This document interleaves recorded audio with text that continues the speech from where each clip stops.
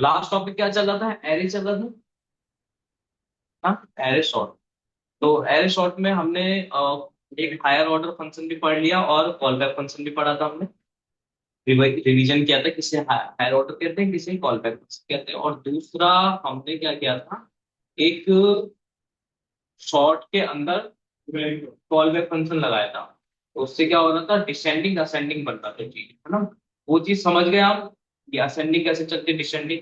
तो याद रखो, अल्फाबेट्स हो, नंबर हो, सब में आपका कॉल बैक से ही करो हर चीज। मतलब कौन सी? हम्म?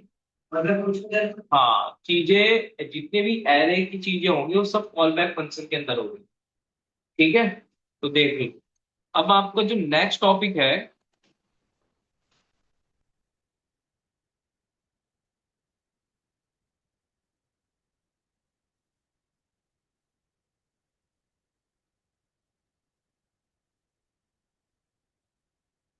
ठीक है, रैंडम सॉर्ट है।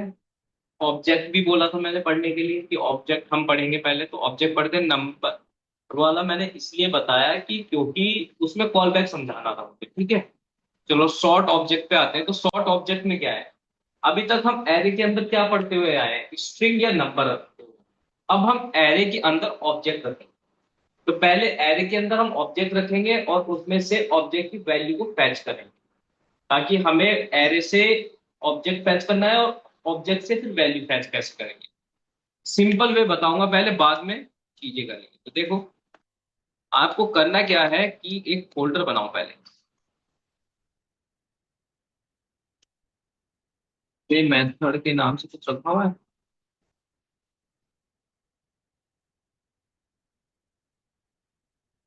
ये बना।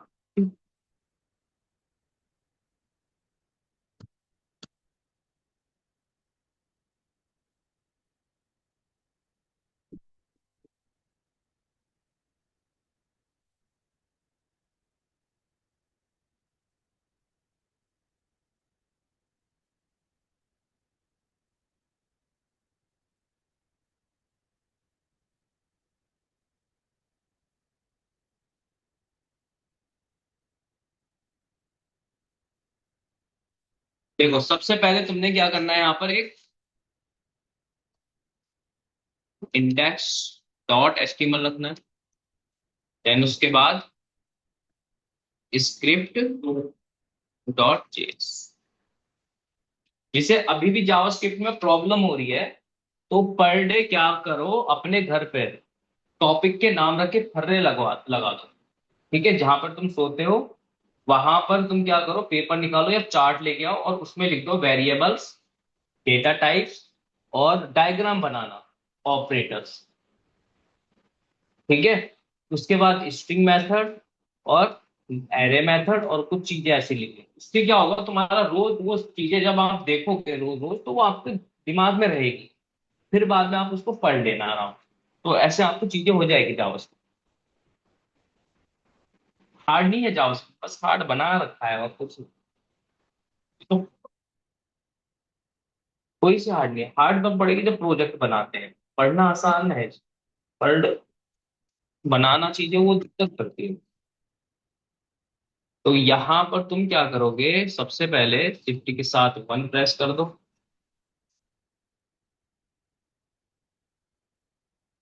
ठीक है, और यहाँ पर अपना स्क्रिप्ट src./ स्क्रिप्ट।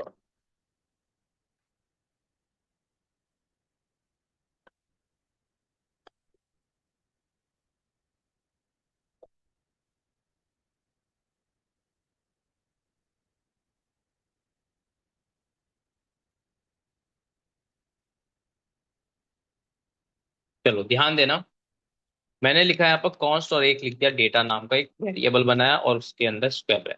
अभी तक हमने स्ट्रिंग नंबर सीखे, था अब इसके अंदर ऑब्जेक्ट बनाएंगे। तो मैंने यहाँ पर पहला ऑब्जेक्ट बनाया ऐसे, कॉमा लगाया, फिर दूसरा ऑब्जेक्ट, फिर तीसरा ऑब्जेक्ट, तीन ऑब्जेक्ट बना दिए। अब इसको यहाँ पर नीचे करके लिख लेते हैं। तो ऐसे भी लिख देंगे, कोई दिक्कत थोड़ी ना है। ये है कि हमें पता चल जाएगा अलग अलग चीजें सही से लिखी हुई है कि नहीं। ऐसे। ये। तो इस स्क्वायर ब्रैकेट के अंदर कितने ऑब्जेक्ट हैं? 3 ऑब्जेक्ट है। अब ऑब्जेक्ट के अंदर हम कोई चीज लिखते हैं तो किस फॉर्म में लिखते हैं? की और वैल्यू। की और वैल्यू के पेयर में लिखते हैं। तो बस हमने एरे के अंदर ऑब्जेक्ट बनाया, अब इसके अंदर की और वैल्यू का पेयर लिखेंगे। जो चीज हमें यहां से मिल रहा है, तो जैसे सबसे पहले टाइप, इस तरीके से मैं यहाँ पर एक करके लिख देता हूँ ताकि समझ में आए। Type word. उसके बाद दूसरा लिखेंगे कॉमा लगा के, ईयर 2016। पहला ऑब्जेक्ट तैयार हो गया आपका। हो गया ना? ऐसे ही दूसरा ऑब्जेक्ट भी तैयार करेंगे तो टाइप में लिख देंगे जैसे कुछ और, इसमें भी टाइप आएगा। सेम टू सेम चीजें उठा के आप पहले रख दो इसमें।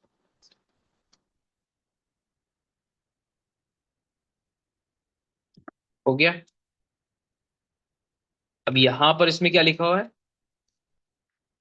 साफ। और दूसरा है आपका बी एम डब्ल्यू 10। उसके बाद आपके इसमें ईयर भी हैंडल किए हुए हैं, 2001 2010। इसको आप क्या कर दो? 1। इसको क्या कर दो? 10। समझ गए ना कि एरे के अंदर कैसे ऑब्जेक्ट बनते हैं? अब मुझे यहां पर BMW को एक्सेस करना है, तो कैसे करूंगा? तो जब तुम्हें चीजें डेटा समझ में नहीं आए तो सिंपल सा है, उसको कंसोल कर लो। जब भी आप कंसोल देखोगे तो आपको उसका ना इंडेक्स नंबर भी दिखेगा। हर चीज दिखेगा, क्या करना है तो सब चीज आपको ऑटोमेटिक चमक जाएगा। तो यहां पर हम लिखते हैं लॉग, और यहां पर डेटा, बस ऐसे। सबसे आसान तरीका यही है। और आपने यहां पर आके चेक कर लेना है। मिल गया आपको, 3 डेटा मिल रहा है एरे के अंदर, 3 ऑब्जेक्ट। जैसे मैं इसको ओपन करता हूं तो मुझे BMW को एक्सेस करना है, तो BMW कौन से नंबर पर है? इंडेक्स नंबर 2 पर। तो बस आपको क्या करना है, डेटा के बाद स्क्वायर ब्रैकेट के अंदर 2 लगाया। लगाया ना, देखो। तो बस मुझे इंडेक्स नंबर 2 का डेटा मिलने लगा, बस मिल गया ना इतना। अब इसका स्क्वायर ब्रैकेट भी हट गया यहाँ से। अब ऑब्जेक्ट है, ऑब्जेक्ट को कैसे एक्सेस करते हैं? डॉट्स के थ्रू। तो जैसे टाइप, यही है ना? आप डॉट टाइप लिखोगे तो उसका नेम आ जाएगा।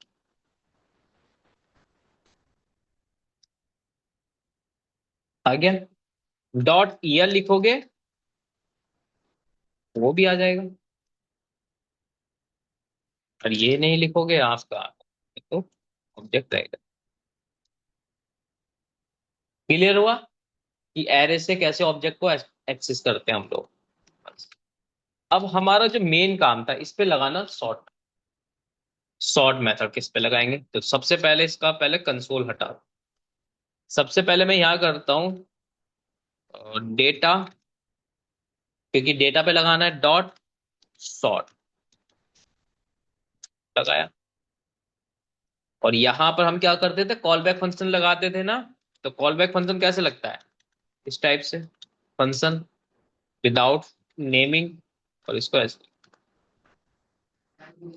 और यहां पर A, B ऐसे ही तो लिखते थे हम। अब ए के अंदर क्या आ रहा है, बी के अंदर क्या आ रहा है, ये चेक करना है पहले। तो इसको उठा के कट करना और यहां पर डाल देना।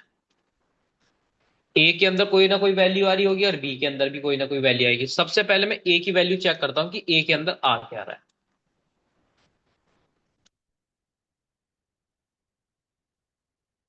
ए को करता हूं पहले प्रिंट, सेव कराया, और यहां पर आके देखोगे ए के अंदर पूरा ऑब्जेक्ट आ रहा है। पूरा का पूरा ऑब्जेक्ट आ रहा है। तो मुझे सॉर्टिंग किसके बिहाफ पर करनी है, ये चेक करो। सॉर्टिंग हमने ईयर के बिहाफ पर करनी है कि 2000, सॉरी 2001 पहले आना चाहिए, फिर 2010 आना चाहिए, फिर 2016 आना चाहिए। ये तो हो गया असेंडिंग। अगर टॉप पे 2016 आएगा, फिर उसके बाद 2010, फिर 2001, तो ये होगा डिसेंडिंग ऑर्डर। तो हमें ये करना है आपका। तो हमें किससे लेना देना है? ईयर से। तो मैं क्या करूंगा, ए के ठीक बाद डॉट लगा के ईयर को एक्सेस कर लूंगा यहाँ पर।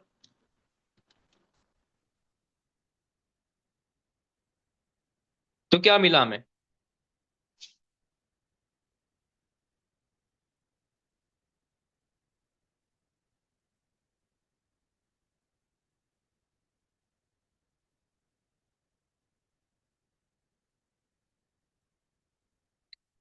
ईयर ईयर मिल रहा है, वो क्यों नहीं मिला, है ना? दो ही आ रहे हैं। अब यहां पर मैं बी को भी कर देता हूं।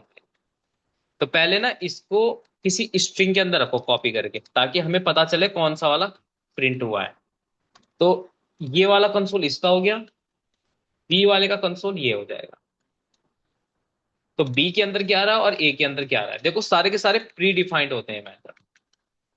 ओके, बी हमने डिफाइन नहीं करा क्योंकि हमने यहाँ पर आर्गुमेंट ही नहीं दिया बी। ठीक है, चलो आ गया। देखो तो सबसे पहले क्या प्रिंट हुआ, ए, और उसके ठीक बाद बी। तो इन दोनों में पहल होगी पहले, वही वाली माइनस वाली, फिर इन दोनों में होगी। तो ऐसे इसमें काम सर चलेगा। आवाज बहुत स्लो आ रही है। आवाज स्लो आ रही है? स्पीकर का जो है ना, साउंड बढ़ा लो अपने। मैं यहाँ पर फुल किया हुआ है ना, इसलिए बोल रहा हूँ।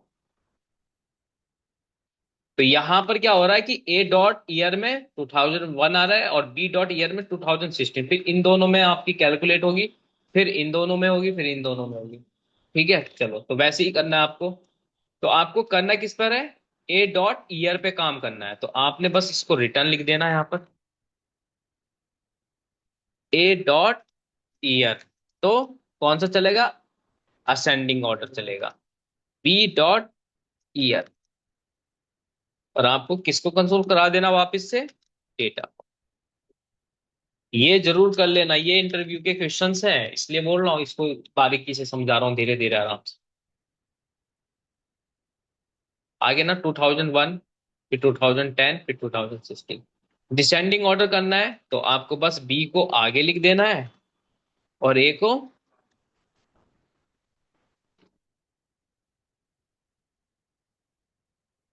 ठीक है। चलो जल्दी करो, इसको फोटो खींचो।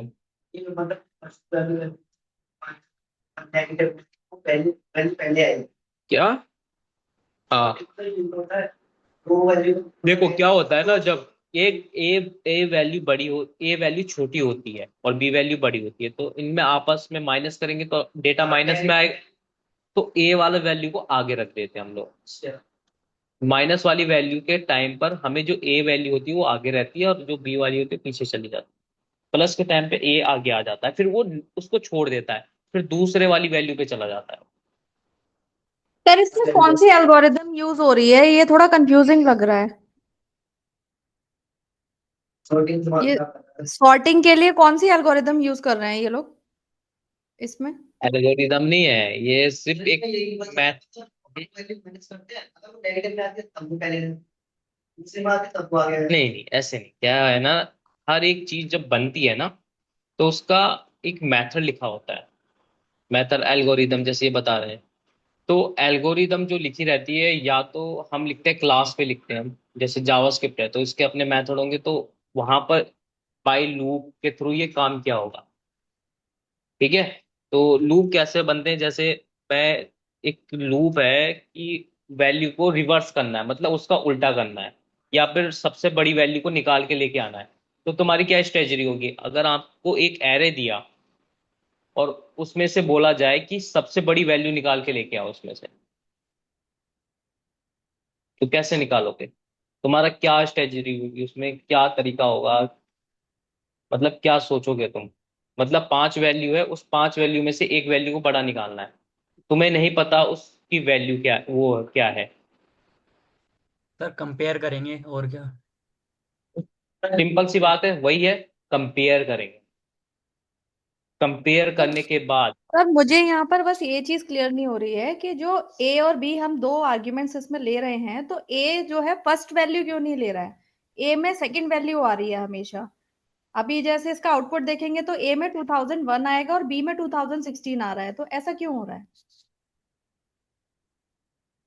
वो इसलिए होगा ना, तरीका रखा होगा उन्होंने कुछ बनाने के लिए, मतलब कोई भी चीज है तो उन्होंने बनाने के लिए तरीका रखा होगा कि पहले हम क्या करेंगे कि हम सेकंड वैल्यू से उठा लेते हैं ए को, और बी को फर्स्ट से उठा लेते हैं आपस में, क्योंकि जो ए को हमें हमेशा चेक करके लेके आना है कि अगर ये छोटा हुआ तो इसको आगे कर देंगे, अगर बड़ा हुआ तो उसी जगह पर वो बना रहेगा। नहीं, वो तो हम क्या- उसमें बाद में जब माइनस कर रहे हैं उसमें पता चलेगा कि अगर बी माइनस ए करेंगे तो उसकी वैल्यू अगर नेगेटिव में हुई तो यानी जो आगे वाली वैल्यू वो नहीं नहीं, छोटी है। कहने का मतलब ऐसा है ना कि जैसे हमारा ये है एक स्क्वायर ब्रैकेट है, और मैंने हाँ यहाँ पर जी। 25 लिखा, और यहाँ पर लिखा 1, और यहाँ लिख दिया मैंने 26। तो ए मैंने इसको रख दिया, जैसे लेट सपोज मैंने ए 1 को ए रखा है, ठीक है।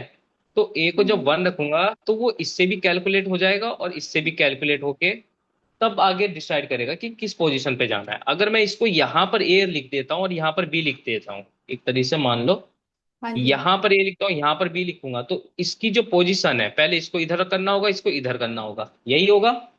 अगर यहाँ बिल्कुल। पर ये है कि पोजीशन A1 बड़ा है, ठीक है, तो 1 हाँ। वही अपनी पोजीशन बना के रखेगा।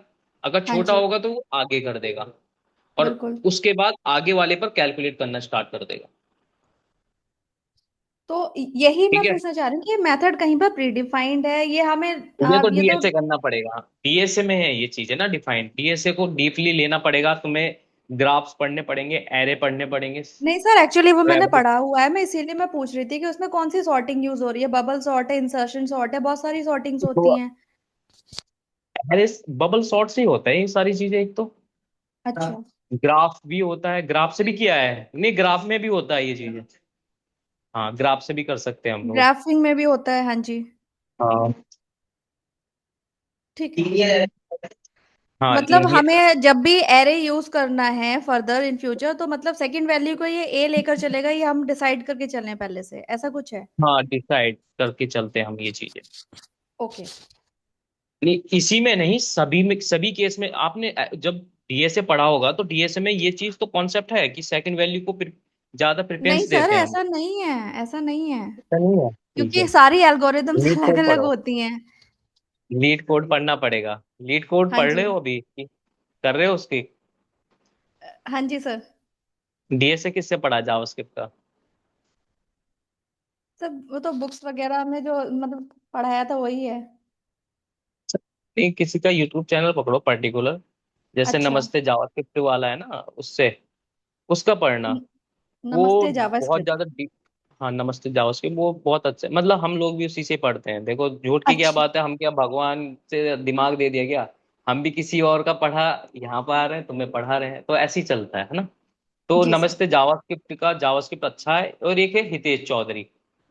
हाँ अगर जी, आपको नॉर्मल हितेश जो चाय विद कोड रहता है उनका, वो तो है। हाँ, तो अगर आपको नॉर्मल बहुत आराम से पढ़ना है, जी। जल्दी धीरे धीरे समझ में आता है, तो हितेश चौधरी। और थोड़ा एडवांस लेवल पे जल्दी जल्दी जाना है तो फास्ट भी पढ़ना है, तो फिर नमस्ते जावास्क्रिप्ट मैं प्रिपेयर करूँगा, तो वो ज्यादा अच्छे हैं, ठीक है वो सर। पढ़ सकते हो आप। ठीक है, यहाँ पर ये कॉन्सेप्ट क्लियर हो गया ना कि सॉर्टिंग। अब ये सॉर्टिंग कहाँ पर काम आती है आपको पता है ना, टेबल है, टेबल यूजर की टेबल होती है। तो जो असेंडिंग ऑर्डर, मतलब ए नंबर वाले, ए से जिनका नाम स्टार्ट है वो टॉप पर आए, तो फिर वहां से एल्गोरिदम स्टार्ट होती है। या फिर जिनका लास्ट से जेड से स्टार्ट होता है तो उनका नाम ऊपर आ जाए, तो वो ascending descending. Number ascending descending, सबसे ज्यादा किसने मिनट्स यूज करी हैं उसके हिसाब से। प्राइस, प्राइज हो गया, अमाउंट हो गया, फीस हो गया, है ना, तो उसके हिसाब से असेंडिंग डिसेंडिंग। या सबसे पहले किसका रजिस्ट्रेशन हुआ था और सबसे बाद में किसका रजिस्ट्रेशन हुआ, तो वहां उस केस में याद आता है। मतलब ओवरऑल ये जो असेंडिंग डिसेंडिंग वाला जो केस होता है मोस्टली यूज होता है कि एडमिन पैनल पर जो टेबल बनी होती है ना, टेबल यूजर का, किस यूजर ने सबसे पहले रजिस्ट्रेशन किया था, कौन सा बाद में है, किसका नाम ऊपर आना चाहिए, तो वहां पर यूज होता है ये केस, मोस्टली वही असेंडिंग डिसेंडिंग। ठीक है, चलो नेक्स्ट पढ़ते हैं हम लोग।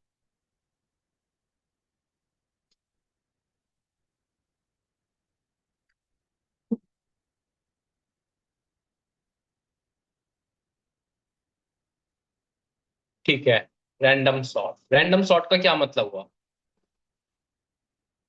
कौन बताएगा? बताओ कोई। बिल्कुल, मतलब कोई भी एक रैंडम नंबर देना है, हर बार एक नया नंबर मिलेगा। तो देखो इसमें वही है कि यहां पर मेरे पास एक एरे है, है ना। तो ये ना किसी को भी, किसी का मतलब जैसा होता है ना, ये रेस में दौड़ रहे हैं ये चार, कितने, 3 और 3, 6, 6 नंबर से जो रेस में दौड़ रहे हैं। और ये वाला अभी 401 जो है फर्स्ट नंबर पर है। तो 5 नंबर बहुत तेजी से दौड़ता है तो यहाँ पर आ जाएगा, या फिर 25 सेकंड नंबर पे आ जाएगा। मतलब इनकी पोजीशन चेंज करता रहा, उसके लिए है, और कुछ नहीं है। होता है ना जैसे आप सट्टा वाला गेम देखा है तुमने, देखा करो गेम्स, उससे लॉजिक क्लियर होते हैं। खेलने के लिए नहीं बोल रहा हूँ मैं, कभी ड्रीम इलेवन पे तुम पॉइंट बनाने लग गए अपने। ठीक है, उसमें बहुत बड़ा, तुम्हें क्या लगता है ये स्कैम होता है सब कुछ, एवरीथिंग स्कैम है। वो पागल नहीं है बैठे हुए हैं कि एकदम से करोड़पति बना देगा। वो बोल देंगे। हमारा एक ताश वाला गेम था तो उसमें बोला हुआ था कि इनको जो कुछ पॉइंट है इसको हराना ही हराना होता है। वो बोल भी रहा है कि तुम्हें यहाँ पर एक ऐसी क्वेरी लगानी है कि इसको हराना है, इस वाले बंदे को, इसको जो ये नंबर मिलेगा इसको हराना है। हाँ, एक टाइम तक इसको पता ही वही जाना चाहिए। सोचो, इतने तकड़े स्कैम होते हैं। तो तुम्हें पता नहीं है गेम के इंटरनली क्या क्या करना करना होता है हमें। हमारी जो वेबसाइट है ना, तो उसमें एक सुपर एडमिन पैनल है। तो सुपर एडमिन पैनल क्या करता है, एक एजेंसी बनाता है। तो 10 एजेंसी है। तो क्लाइंट ने ये कहा है कि तुम मेरी वेबसाइट तो बनाओ, बट उसमें क्या करना है कि जितनी भी एजेंसी बन रही है मेरे अंडर रजिस्ट्रेशन होगी, मैं उनके हर एक चीज देख सकता हूँ कि वो क्या कर रहे हैं क्या नहीं कर रहे हैं। तो उन्होंने एक पोर्टल ही ऐसा बना दिया कि उसकी आईडी ली हमने एजेंसी की, और सुपर एडमिन उसके एडमिन पैनल में घुस जाता है पूरा। उसका क्रेडिट कार्ड एवरीथिंग सब कुछ चेक कर सकता है कि कितना प्राइस यूज हो रहा है, क्या कर रहा है, कैसे उसका काम हो रहा है, हर चीज देख सकता है। तो सोचो, तो तुम्हें क्या लग रहा है, तो तुम्हारा जो फेसबुक अकाउंट है तो वो कोई एक्सेस नहीं कर रहा होगा? बस थोड़ा यूजर्स ज्यादा है तो देख नहीं रहे होंगे। कोई भी लॉगिन कर सकता है, मतलब होता है ये चीजें। चलो ठीक है। तो यहाँ पर मेरे पास एक एरे है तो इस पे रैंडम सॉर्ट लगाएंगे। तो बस आपको ये लिख देना है ऐसे सिंपल। ठीक है, थोड़ा सा इसको जूम कर। तो आपके पास ये नंबर्स हैं, तो इसको थोड़ा सा नीचे लेके आओ। देन कंसोल डॉट लॉग, और यहाँ पर डेटा। ठीक है,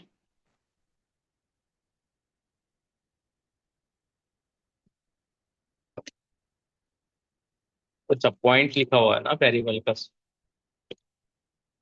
ठीक है, अब सही है। अब यहाँ पर 40 नंबर पहले पर है। अब इसने करा क्या है कि एक शॉर्ट मेथड के अंदर क्या लगा दिया, कॉल बैक फंक्शन लगा दिया, और 0.5 से माइनस कर दिया किसको, रैंड, एक कोई भी रैंडम नंबर। बस ये गन। तो यहाँ पर हम करते हैं data, sorry, points dot dot, उसके अंदर कॉल बैक फंक्शन। तो जब भी कॉल बैक फंक्शन में दिक्कत हो तो सिंपल सा पहले बाहर बना लिया आपने, ऐसे करके, और फिर ऐसे करके। ठीक है, यहाँ पर रिटर्न लगा देते हैं हम लोग। बस इसको कॉपी करके इसके अंदर,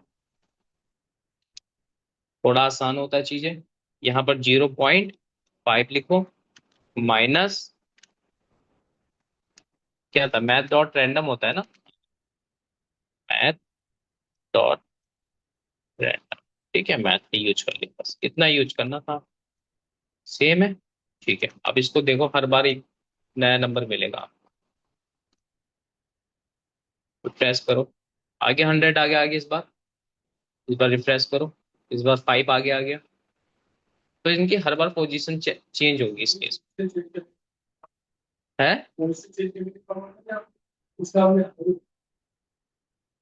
हम्म। तो ट्रेडिंग करते हो?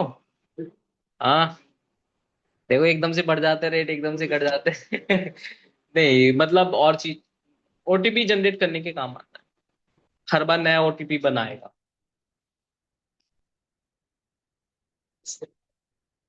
क्या? हम्म, बाय लूप करके देखो, मजा आएगा। ऐसा करोगे जैसे मैथ्स कर रहे हो आप। ठीक है, अब हमें एक एरे है, एरे में से मैक्सिमम और मिनिमम नंबर लेके आना है कि मेरे पास एक एरे है और उसमें से मैक्सिमम नंबर लेके आना है। तो उसके लिए मेथड बना हुआ है। अगर तुम बाई लूप करोगे तो बाई लूप के थ्रू भी हो सकता है, उसके लिए डीएसए ही लेना पड़ेगा। वो डीएसए अलग है। ठीक है, तो यहाँ पर देखो एक चीज समझना कि यहाँ पर उन्होंने एक तो मैथ डॉट मैक्स दिया है तो मैक्सिमम नंबर ला के देगा, और मिनी दिया है तो मिनिमम नंबर ला के। यूज करने का तरीका उन्होंने बोला है कि मैथ डॉट मिनी लगाना और अप्लाई मैथ। ठीक है, तो बस उस एक में नल रख देना है और उसमें एरे डाल देना। सिंपल सा है। क्या करना है आपको यहाँ पर?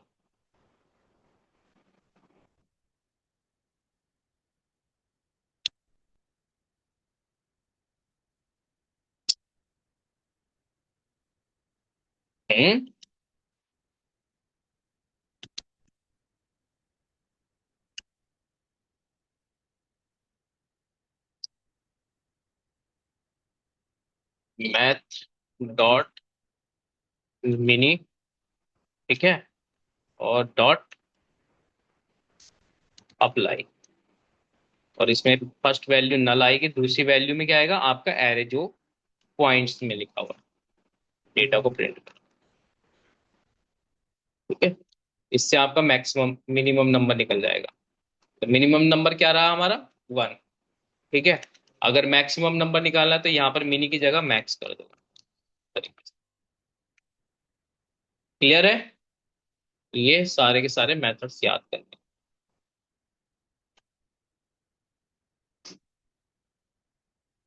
चलो, बाकी हमारा नेक्स्ट मेथड है आइट्रेशंस। अब ये है थोड़ा इंपॉर्टेंट। ये होते हैं आपके प्रोजेक्ट्स में सबसे ज्यादा यूज। वो तो होते ही हैं, ये थोड़ा और भी एडवांस है। फॉर ईच, तो टेबल, डायनेमिक टेबल बनाने के लिए इनका यूज होता है। For each, map, flat map, filter, reducer और reduce right, every, some, from, key, entities, ये बहुत ज्यादा यूज होता है।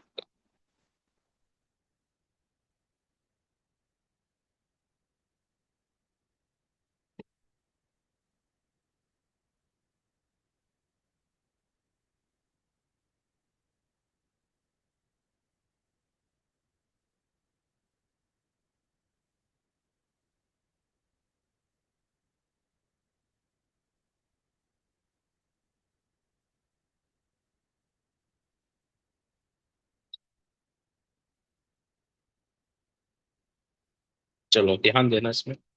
ठीक है, सबसे पहले आता है आपका फोर ईच। तो फोर ईच अपने आप में एक लूप है। ठीक है, फोर ईच के अपने आप में एक लूप है, तो ये हमेशा काम करने वाले हैं स्क्वायर ब्रैकेट डेटा पर। ठीक है, जो एरे वाला डेटा होता है उसी पे ही काम करेंगे। तो होगा क्या इसमें, देखो सबसे पहले सिंपल वे बताया हुआ है, एकदम सिंपल है।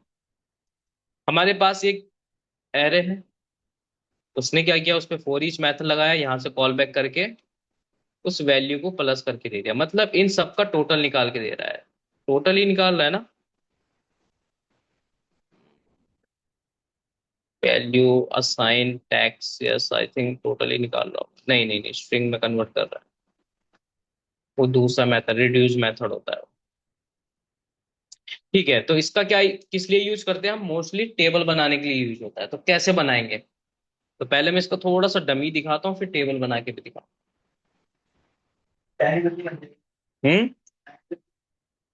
हाँ, दिखानी है बना के, 10 मिनट है वैसे तो।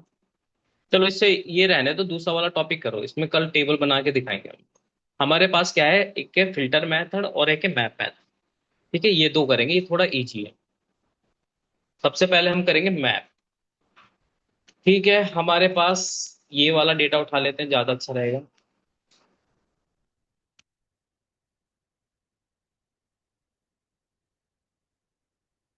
अगर मैप की बात करें और फिल्टर की बात करें तो क्या होता है, देखो दोनों में डिफरेंस भी बताऊंगा। क्या होता है, कंडीशन लगाने पर मैप मेथड में वो सिर्फ ट्रू फॉल्स रिटर्न करता है, फिल्टर पूरा ऑब्जेक्ट ही रिटर्न करता है।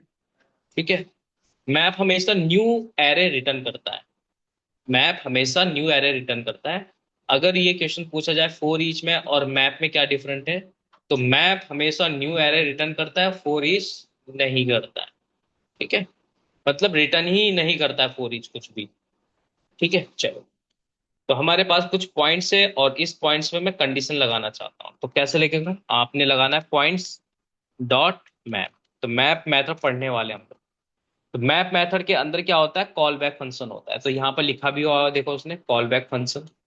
उस कॉल बैक फंक्शन में कौन कौन से आर्गुमेंट होते हैं? वैल्यू, इंडेक्स और एरे। तो तीन चीजें होती है इसके अंदर, तीन पैरामीटर्स होते हैं किसके अंदर? मैप के अंदर। पहला अगर होगा तो पहले कॉल बैक फंक्शन बनाएंगे, तो फंक्शन वही तरीका पुराना।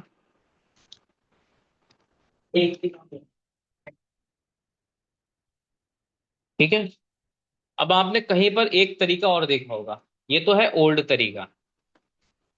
एरो फंक्शन भी पढ़ा होगा। तो एरो फंक्शन में क्या होता है कि आप ऐसे भी रख सकते हो इसको, बस इसको उठाओ और यहाँ पे। समझ आया? तो ये भी एक तरीका है एरो फंक्शन। ठीक है। यहाँ पर तीन चीजें होती है, पहले वैल्यू, दूसरा इंडेक्स और तीसरा एरो। तो आप तीनों को कंसोल करके देख लो, आपको तीनों चीजें मिल जाएगी। तो मैं यहाँ पर लिखता हूँ कंसोल